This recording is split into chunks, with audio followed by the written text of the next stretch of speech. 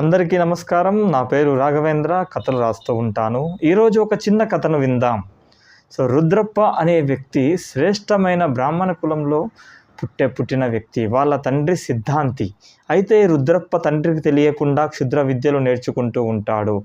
ఒకసారి అనుకోకుండా తన తండ్రికి రుద్రప్ప క్షుద్ర విద్యలు నేర్చుకుంటున్నాడని తెలుస్తుంది. అదే తరుణంలో వాళ్ళ చెల్లెలు చనిపోతుంది. కోపోద్రిక్తుడైన ఈ రుద్రప్ప తండ్రి, రుద్రప్ప, నీ వల్ల ఈరోజు నీ చెల్లెలు చనిపోయింది. నువ్వు నా దగ్గర ఉండడానికి ఎటువంటి అర్హత లేదు. అడవికి వెళ్ళిపో అని అంటాడు. అయితే అడవికి వెళ్ళిన ఈ రుద్రప్ప క్షుద్ర విద్యలను నేర్చుకుంటూ మంచి కఠోరమైన అఘోరాగా మారతాడు.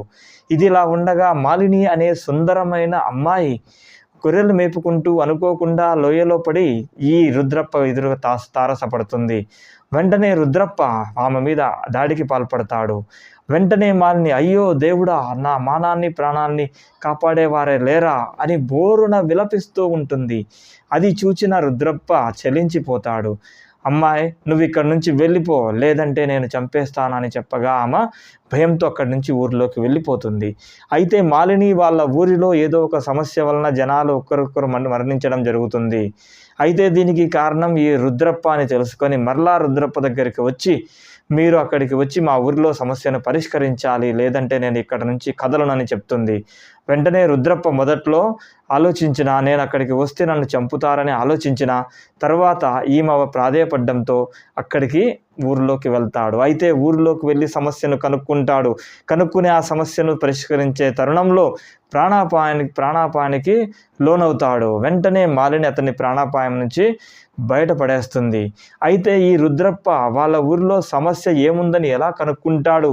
అయితే సమస్యను పరిష్కరించబోయే తరుణంలో అతనికి ప్రాణాపాయం ఎందుకు కలుగుతుంది? మాలిని ఏ విధంగా అతన్ని ఆ ప్రమాదం నుంచి బయటపడేస్తుంది? అయితే ఈ రుద్రప్పకి మాలిని మీద ప్రేమ పుడుతుంది. మాలిని కూడా రుద్రప్పను ప్రేమిస్తుంది. వీళ్ళిద్దరి మధ్య ఎలా ప్రేమ పుడుతుంది?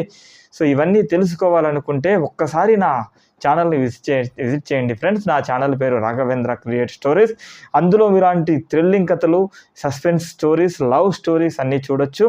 ఈ కథ నచ్చితే ప్లీజ్ లైక్ చేయండి, షేర్ చేయండి, సబ్స్క్రైబ్ చేయండి. అందరికీ థ్యాంక్స్.